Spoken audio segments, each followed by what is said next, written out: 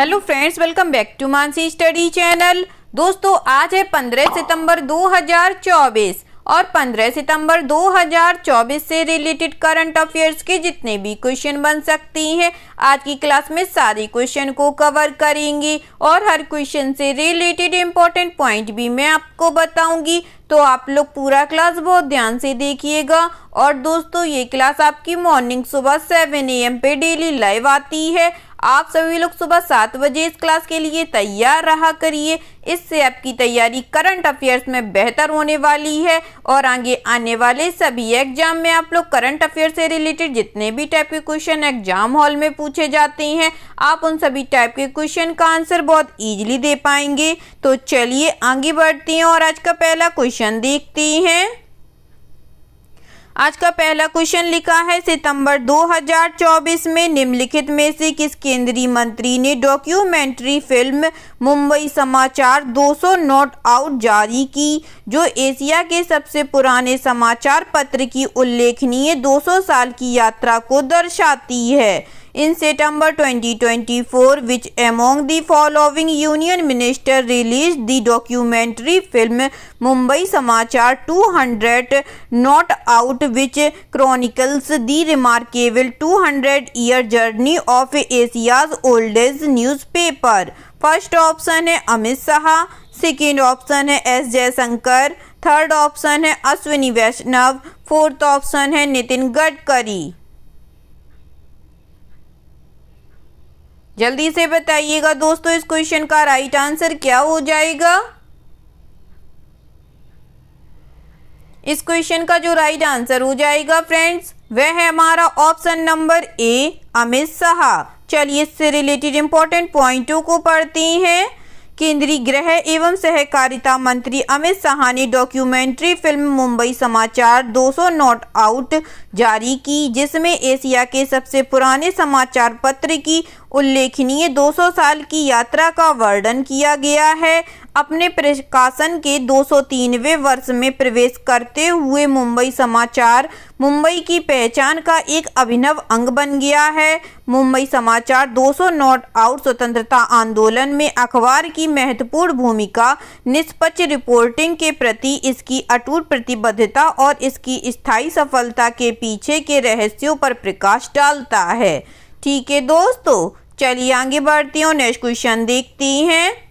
Next question लिखा है friends, सितंबर 2024 में किस राज्य सरकार ने राज्य पुलिस अधीनस्थ सेवा नियम 1989 में संशोधन करने का निर्णय लेकर पुलिस बल में महिलाओं के लिए 33% आरक्षण को मंजूरी दी है। In September 2024 which state government approve 33% reservation for women in the police force by deciding to amend the state police subordinate service rules 1989। First option है उत्तर प्रदेश, सेकेंड ऑप्शन है पंजाब, थर्ड ऑप्शन है हरियाणा, फोर्थ ऑप्शन है राजस्थान।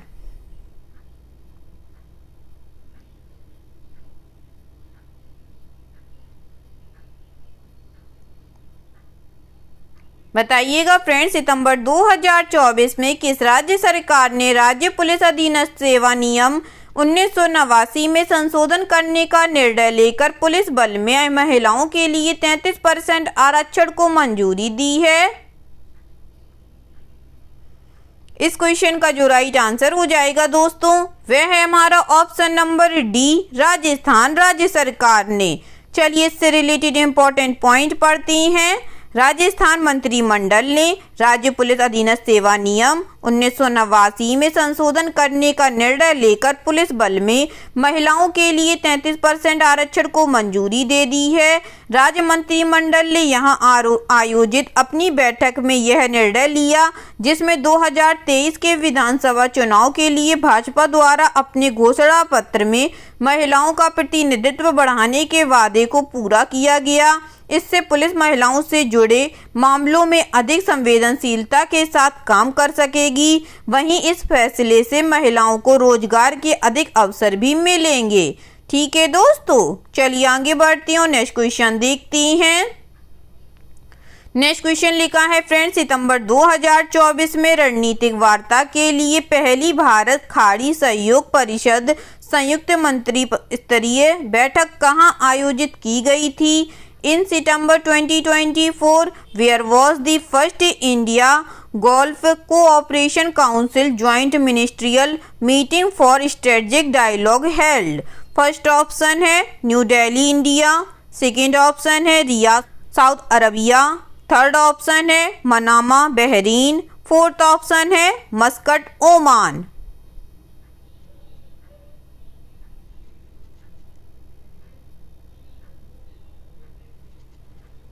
बताइएगा दोस्तों, सितंबर 2024 में रणनीतिक वार्ता के लिए पहली भारत खाड़ी सहयोग परिषद संयुक्त मंत्री स्तरीय बैठक कहां आयोजित की गई थी? इस क्वेश्चन का जो राइट आंसर हो जाएगा फ्रेंड्स, वह है हमारा option number B, Riyadh Saudi Arabia में। चलिए इससे रिलेटेड इंपॉर्टेंट पॉइंटों को पढ़ते हैं। सामरिक वार्ता के लिए पहली भारत जीसीसी संयुक्त मंत्री स्तरीय बैठक सऊदी अरब की राजधानी रियाद में आयोजित की गई। यह भारत और 6 स्तरीय जीसीसी के बीच पहली विदेश मंत्री स्तर की बैठक थी। राजनीतिक वार्ता के लिए पहली भारत जीसीसी संयुक्त मंत्री स्तरीय बैठक की सह अध्यक्षता भारतीय विदेश मंत्री डॉक्टर एस जयशंकर और कतर के प्रधानमंत्री और विदेश मंत्री शेख मोहम्मद बिन अब्दुल रहमान बिन जसीम अल थानी ने की। कतर जीसी की अध्यक्षता करता है। ठीक है दोस्तों, चलिए आगे बढ़ती हूँ, नेक्स्ट क्वेश्चन देखते हैं। सितंबर 2024 में निम्नलिखित में से किसे सर्वसम्मति से संसदीय राजभाषा समिति के अध्यक्ष के रूप में पुनः चुना गया है? In September 2024 who among the following was unanimously re-elected as the chairperson of the parliamentary committee on official language? First option है ओम बिरला, सेकेंड ऑप्शन है नरेंद्र मोदी, थर्ड ऑप्शन है अमित शाह या फोर्थ ऑप्शन है राहुल गांधी।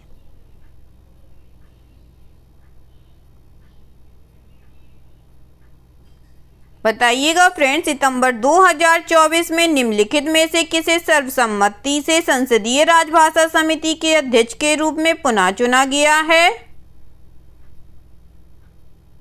इस क्वेश्चन का जो राइट आंसर हो जाएगा फ्रेंड्स, वह है हमारा option number C, Amit Shah ji को। चलिए इससे रिलेटेड इंपॉर्टेंट पॉइंट पढ़ती हैं। केंद्रीय गृह मंत्री एवं सहकारिता मंत्री अमित शाह को सर्वसम्मति से पुनः संसदीय राजभाषा समिति का अध्यक्ष चुना गया है।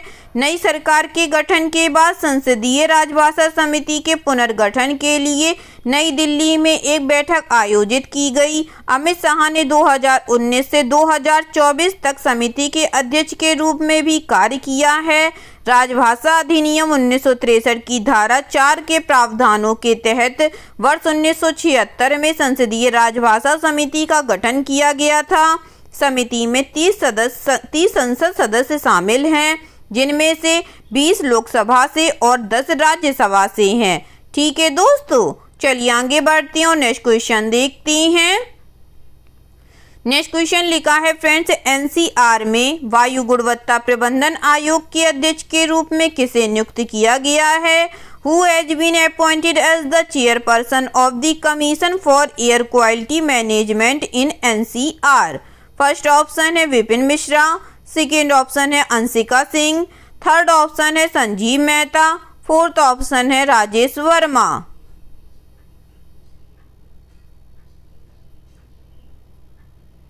बताइएगा दोस्तों, एनसीआर में वायु गुणवत्ता प्रबंधन आयोग के अध्यक्ष के रूप में किसे नियुक्त किया गया है? इस क्वेश्चन का जो राइट आंसर हो जाएगा दोस्तों, वह है हमारा option number D, Rajesh Verma ji को।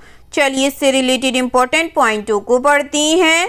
भारतीय प्रशासनिक सेवा उड़ीसा कैडर के 1987 बैच के अधिकारी राजेश वर्मा ने एनसीआर और आसपास के क्षेत्रों में वायु गुणवत्ता प्रबंधन आयोग के नए पूर्णकालिक अध्यक्ष के रूप में कार्यभार संभाला।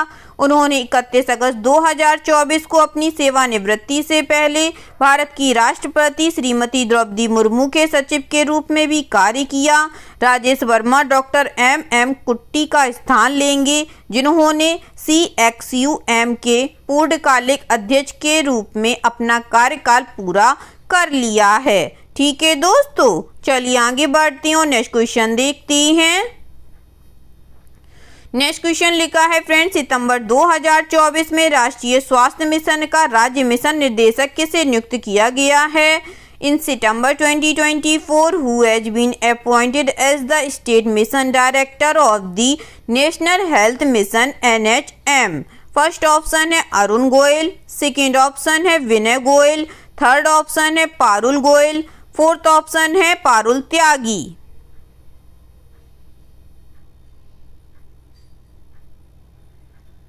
बताइएगा दोस्तों, सितंबर 2024 में राष्ट्रीय स्वास्थ्य मिशन का राज्य मिशन निदेशक किसे नियुक्त किया गया है? इस क्वेश्चन का जो राइट आंसर हो जाएगा दोस्तों, वह है हमारा option number B, Vinay Goyal जी को। चलिए इससे रिलेटेड इंपॉर्टेंट पॉइंटों को पढ़ते हैं। विनय गोयल ने राष्ट्रीय स्वास्थ्य मिशन के राज्य मिशन निदेशक का पदभार ग्रहण कर लिया है। उन्होंने के जीवन बाबू का स्थान लिया है, जो केरल जल प्राधिकरण में प्रबंध निर्देशक के पद पर आसीन हुए हैं। हरियाणा के मूल निवासी डॉक्टर गोयल 2016 IAS बैच की हैं। वे इससे पहले तिरुवनंतपुरम स्मार्ट सिटी के CEO पद पर रह चुके हैं। Kerala rapid transit corporation limited के प्रबंध निर्देशक, पिछड़ा वर्ग विकास विभाग के निदेशक, केरल राज्य आवास बोर्ड के सचिव आदि। ठीक है दोस्तों, चलिए आगे बढ़ते हैं और नेक्स्ट क्वेश्चन देखते हैं। नेक्स्ट क्वेश्चन लिखा है friends, IFFCO Tokyo general insurance company limited के MD और CEO के रूप में किसे नियुक्त किया गया है? Who has been appointed as MD and CEO of IFCO Tokyo General Insurance Company Limited? First option है नेहाल वोरा को, सेकेंड ऑप्शन है रामा मोहन राव को, थर्ड ऑप्शन है सुब्रता मंडल को, फोर्थ ऑप्शन है सुभाश्री को।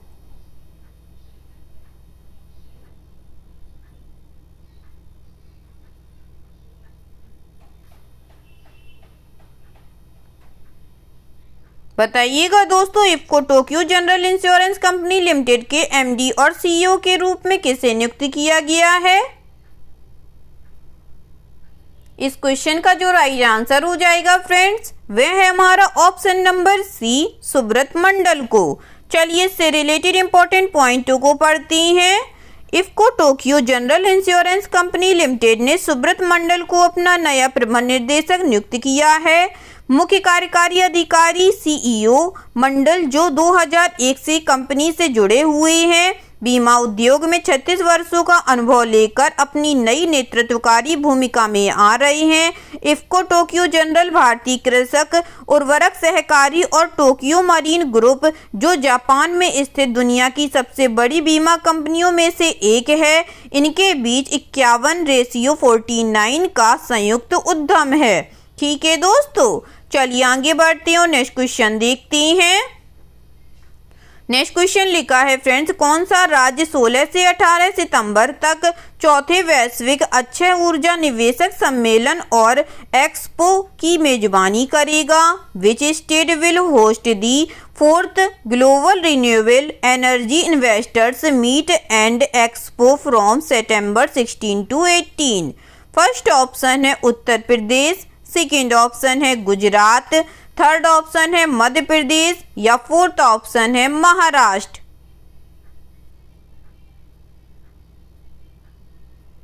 बताइएगा दोस्तों, इस क्वेश्चन का राइट आंसर क्या हो जाएगा? इस क्वेश्चन का जो राइट आंसर हो जाएगा फ्रेंड्स, वह है हमारा ऑप्शन नंबर बी, गुजरात। चलिए इससे रिलेटेड इंपॉर्टेंट पॉइंटों को पढ़ते हैं।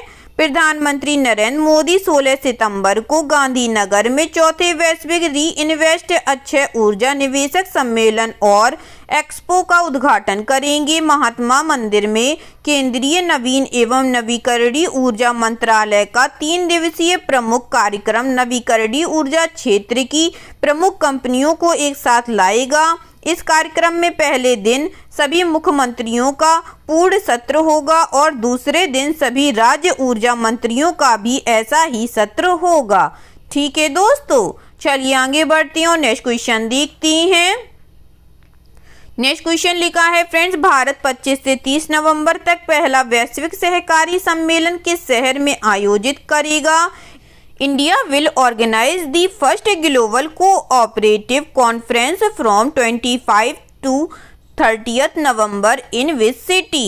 फर्स्ट ऑप्शन है न्यू दिल्ली, सेकंड ऑप्शन है मुंबई, थर्ड ऑप्शन है गुरुग्राम, फोर्थ ऑप्शन है बेंगलुरु।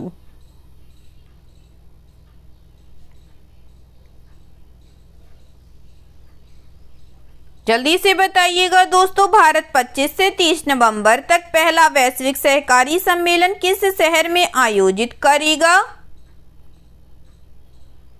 इस क्वेश्चन का जो राइट आंसर हो जाएगा फ्रेंड्स, वह है हमारा ऑप्शन नंबर बी, मुंबई शहर में। चलिए इससे रिलेटेड इंपॉर्टेंट पॉइंट पढ़ते हैं। भारत 25 से 30 नवंबर तक नई दिल्ली में पहला वैश्विक सहकारी सम्मेलन आयोजित करेगा। यह 5 दिवसीय सम्मेलन सहकारी आंदोलन के लिए नवीन समाधानों, प्रौद्योगिकियों और सर्वोत्तम प्रथाओं की खोज पर केंद्रित होगा। अंतर्राष्ट्रीय सहकारी गठबंधन के 130 साल के इतिहास में यह पहली बार होगा कि यह सम्मेलन भारत में आयोजित किया जाएगा। ठीक है दोस्तों, चलिए आगे बढ़ते हैं और आज का लास्ट क्वेश्चन देखते हैं। आज का लास्ट क्वेश्चन लिखा है फ्रेंड्स, किस देश ने चौथा इंटरकॉन्टिनेंटल कप पुरुष फुटबॉल टूर्नामेंट जीता है? Which country has won the 4th intercontinental cup mains football tournament? First option है इंडिया, सेकंड ऑप्शन है मॉरिशस, थर्ड ऑप्शन है सीरिया, फोर्थ ऑप्शन है भूटान।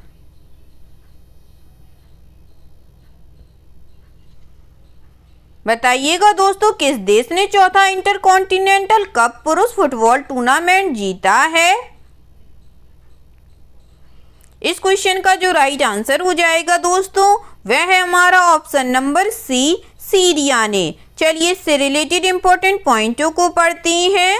सीरिया ने आखिरी राउंड रॉबिन मैच में भारत को 3-0 से हराकर 4वीं इंटरकॉन्टिनेंटल कप पुरुष फुटबॉल चैंपियनशिप जीत ली। गत विजेता भारत इस मैच में एक भी गोल नहीं कर सका। सीरियाई कप्तान महमूद अल मवास को विजेता ट्रॉफी प्रदान की गई और उन्हें सैयद अब्दुल रहीम प्लेयर ऑफ द टूर्नामेंट चुना गया। अखिल भारतीय फुटबॉल महासंघ ने तेलंगाना के हैदराबाद में जीएमसी बालयोगी गाचिबोवली स्टेडियम में चौथी इंटरकॉन्टिनेंटल कप फुटबॉल चैंपियनशिप का आयोजन किया। ठीक है दोस्तों, आई होप आज के सभी क्वेश्चन आप लोगों को बहुत अच्छे लगे होंगे फ्रेंड्स, और सभी क्वेश्चन से रिलेटेड इंपॉर्टेंट पॉइंट के नोट्स भी आप लोगों को बहुत अच्छे से समझ में आए होंगे। एग्जाम के नज़रिए से दोस्तों क्लास बहुत हेल्पफुल रही होगी आप लोगों के लिए। अगर आपको क्लास अच्छी लगी हो और सारे फैक्टों को आप लोगों ने अच्छे से समझा हो तो प्लीज़ इस क्लास को लाइक कीजिएगा, शेयर कीजिएगा और आपके अपने चैनल मानसी स्टडी चैनल को सब्सक्राइब कीजिएगा। थैंक यू सो मच दोस्तों।